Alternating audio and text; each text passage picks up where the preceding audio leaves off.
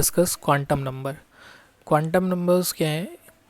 ये सेट है जो हमें कंप्लीट इन्फॉर्मेशन देता है इलेक्ट्रॉन का, या इन शॉर्ट हम बोलें कि it is address of electron.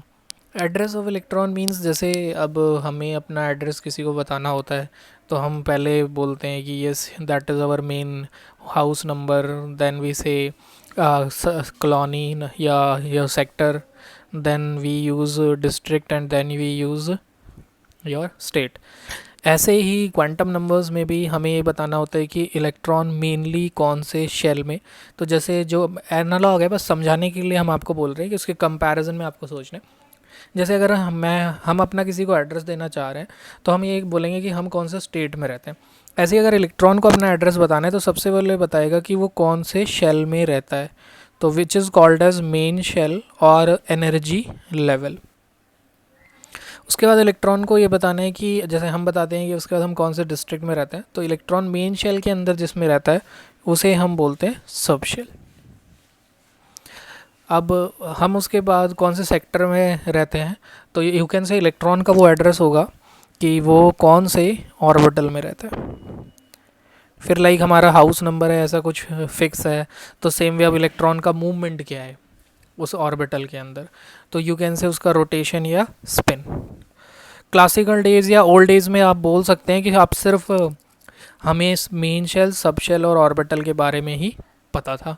अपने नीट में या मेंस के सिलेबस में सिर्फ स्क्रॉडिंगर इक्वेशन और उसका इक्वेशन है ओनली, और साई स्क्वायर का सिग्निफिकेंस, और नीट में भी इतना ही है, तो हम उसका डिटेल एनालिसिस नहीं करेंगे।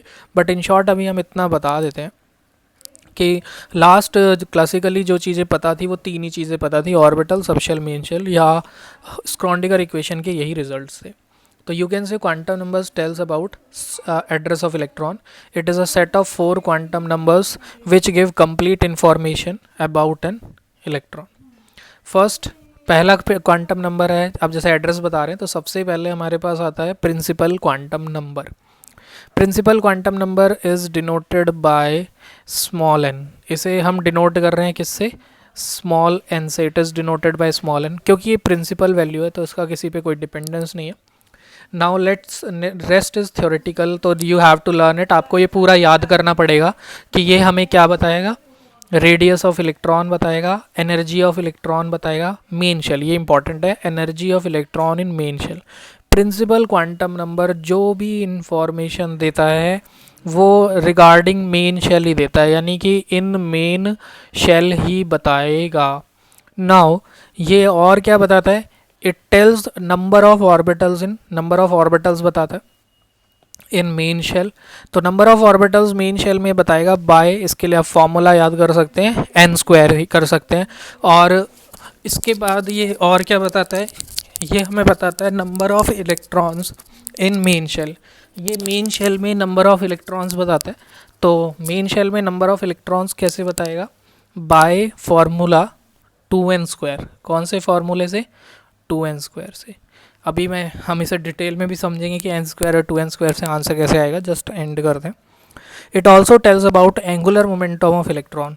ये इलेक्ट्रॉन का एंगुलर मोमेंटम भी बताता है। इंपॉर्टेंट पॉइंट है कि ऑर्बिट का बताता है। Learn it. It tells about angular momentum of electron present in orbit by formula. Angular momentum का फॉर्मूला होता है mvr, which is equal to nh upon 2 pi, where n is number of orbit, जहाँ पे n क्या है? हमारा number of orbit है, या बोहर ऑर्बिट, क्योंकि ऑर्बिट का कॉन्सेप्ट बोहर ने ही दिया था। For example angular momentum in first orbit, angular momentum in first orbit. तो क्वेश्चन में फर्स्ट ऑर्बिट मेंशन नहीं होगा, डायरेक्टली इनडायरेक्टली होगा, बट अभी हम बिगिनर लेवल पे हैं तो सीधे लिख लेते हैं। फर्स्ट ऑर्बिट में एंगुलर मोमेंटम होगा h upon 2 pi, and angular momentum in second orbit, second orbit में एंगुलर मोमेंटम, अब n की वैल्यू 2 हो गई तो you can say 2h bye 2 pi. तो your answer is h by pi. Now let's move on to next quantum number. Principal quantum number के बाद next quantum number आता है हमारा angular quantum number. Angular quantum number को हम denote करते हैं स्मॉल एल से।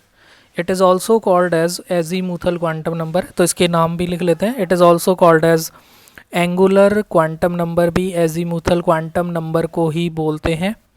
It is also called as subsidiary quantum number, इसे हम सब्सिडरी क्वांटम नंबर भी बोलते हैं।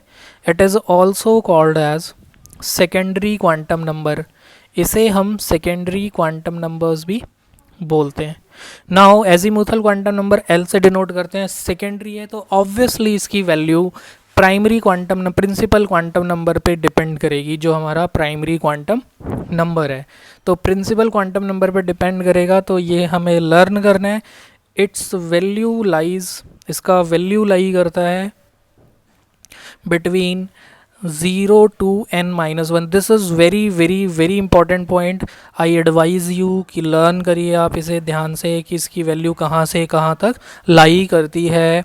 फॉर एग्ज़ाम्पल अगर हमें मेंशन है n इक्वल टू 1 तो l होगा 0, इफ़ n इक्वल टू 2 तो l होगा 0 एंड 1। अगर n का वैल्यू 3 है तो l का वैल्यू होगा 0 1 2।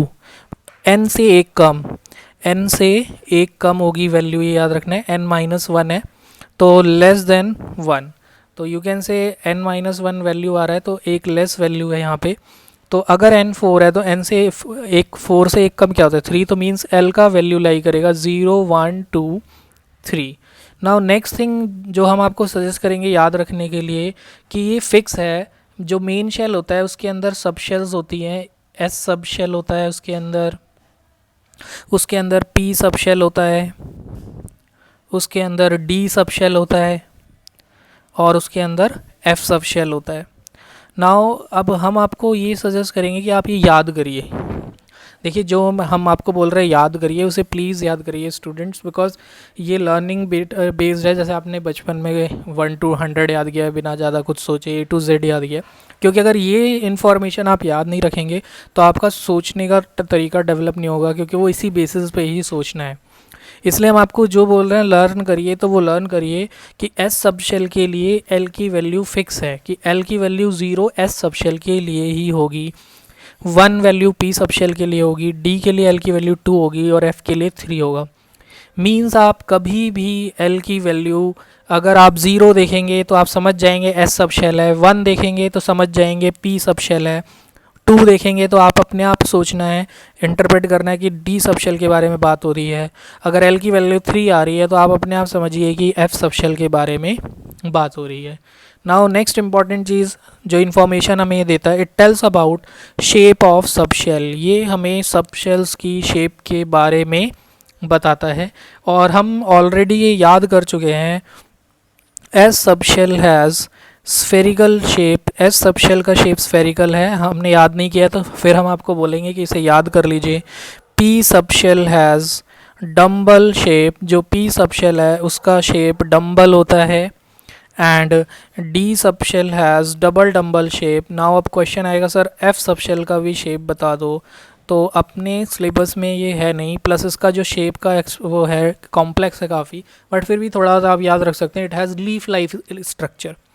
तो just for your information, actually अपने सिलेबस में नहीं है बट सम स्टूडेंट्स इसके बाद रेगुलरली ये क्वेश्चन पूछ ही लेते हैं, तो जस्ट हम आपको बता रहे हैं F sub shell have somewhat leaf like structure. तो just a information, not very important. जो important information is spherical dumbbell, already भी हम पढ़ चुके हैं। It also tells about number of orbitals present in sub shell. See principal quantum numbers हमें बता रहा था number of orbitals in main shell.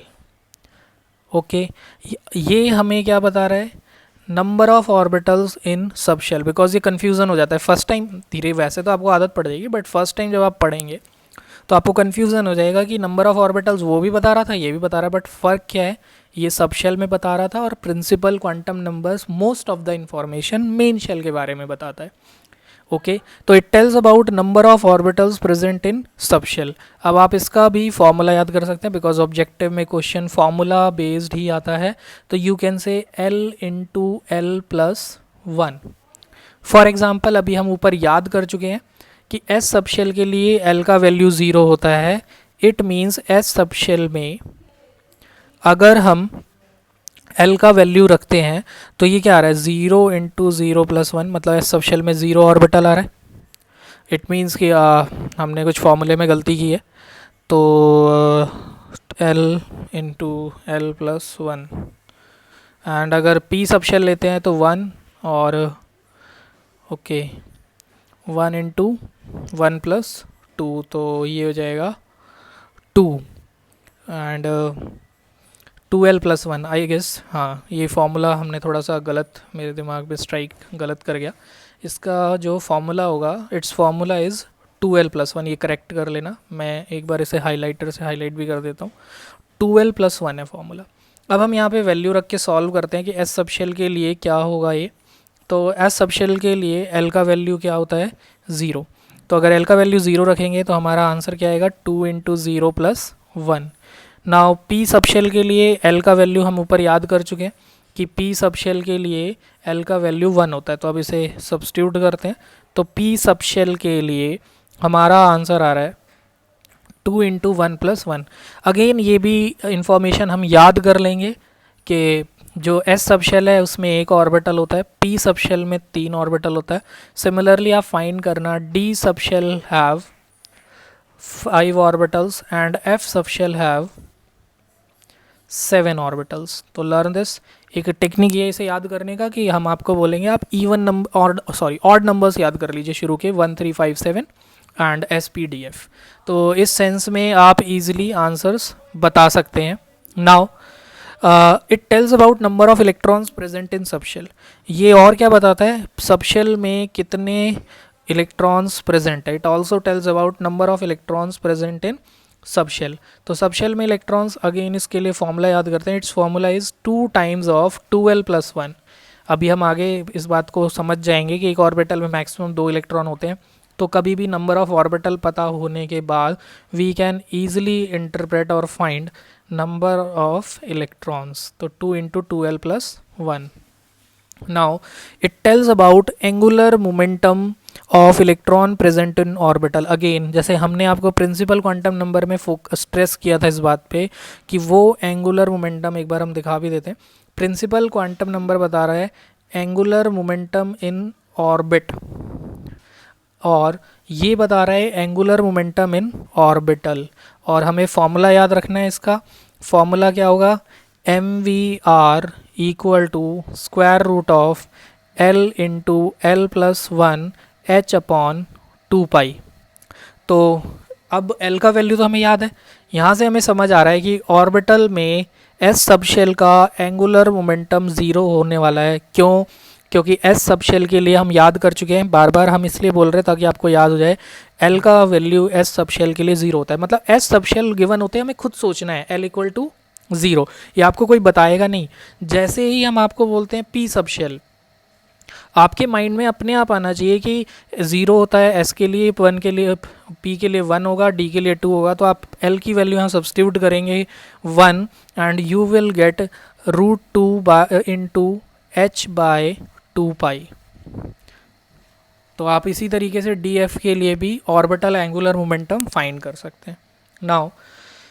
Now अब हमें ये पता चल गया है कि ये सारी वैल्यूज़ फाइंड हो सकती है हमारे लिए for your angular momentum SPDF। तो just solve it and plus ये भी याद रखिए h/2π because it's a constant number. तो दैट इज़ योर होमवर्क कि आप h/2π को डिवाइड करके एक कांस्टेंट वैल्यू भी लर्न कर लीजिए। Now magnetic quantum number.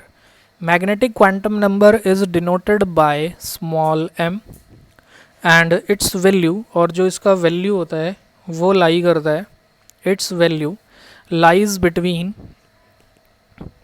-L to +L, -L से +L लाई करता है इंक्लूडिंग 0, जैसे आपने 10th क्लास में नंबर लाइन में पढ़ा है सेम वे। थोड़ा सा इस पर प्रैक्टिस कर लेते हैं। फॉर एग्ज़ाम्पल अगर L का वैल्यू 0 है तो नंबर लाइन पे M का वैल्यू भी क्या पॉसिबल है, 0 पॉसिबल है। ठीक है, अब आप खुद भी सोच सकते हैं अगर L का वैल्यू 1 है तो M का क्या वैल्यू है, -1 0 +1। तो अगर हम देखें तो कहीं ना कहीं हमें एक इन्फॉर्मेशन मिल रहा है इस वैल्यू से, क्या हमने अभी लास्ट, आप चाहे तो वीडियो रोक के थोड़ा सा पीछे जा सकते हैं, हमने पढ़ा था एस सब शेल में एक ऑर्बिटल होता है और एस के लिए एल की वैल्यू 0 होती है। अगर आप देखें तो यहाँ पे एक ही वैल्यू आ रहा है एल इक्वल टू 0 के लिए एम का। Same way l equal to m के लिए एल का 3 वैल्यूज़ आ रहा है।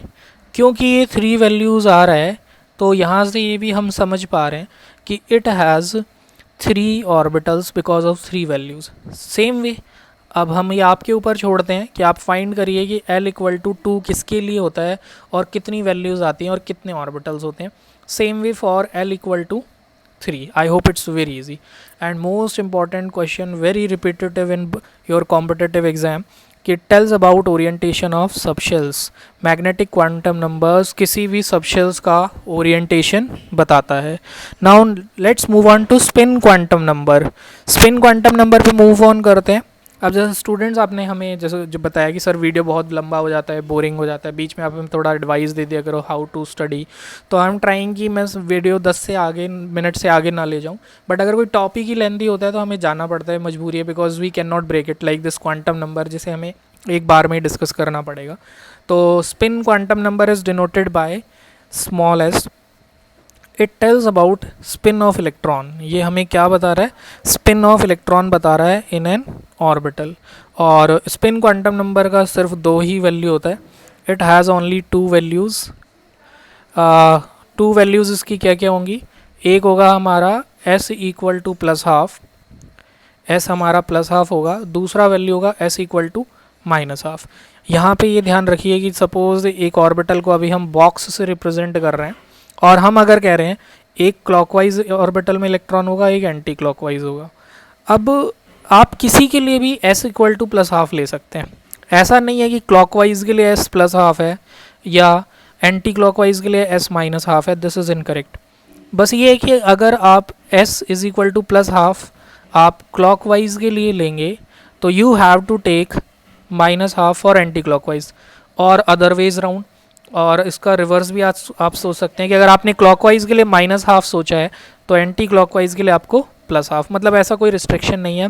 मीन्स अगर आपको कहीं ये स्टेटमेंट मिल रहा है कि clockwise has plus half value, anti clockwise spin off electron has minus half value, it is wrong statement. जो इंपॉर्टेंट थिंग है जो हमसे स्टेटमेंट में पूछा जाता है, जो हम आपको बोलेंगे कि लर्न करिए, spin quantum number is not derived from Schrödinger equation. ये वैल्यू जो है हमें स्क्रॉडिंगर इक्वेशन से नहीं मिला था। स्क्रॉडिंगर इक्वेशन, ये पॉइंट हमें लर्न करना है। और क्योंकि अपना नीट में इंफॉर्मेशन बेस्ड आता है, that's why you have to learn this. तो नेक्स्ट लेक्चर में हम इस पे बेस्ड एप्लीकेशंस करेंगे। टिल नाउ आप इसे लर्न करिए, लिख के देखिए 4-5 बार। और आप क्या करिए, जैसे जैसे सुनते हैं लेक्चर को, उसके बाद आप बिना लेक्चर बंद करके नोट्स बनाइए बिना कुछ देखे, फिर रिवाइंड करिए लेक्चर में कि क्या आप मिस कर गए।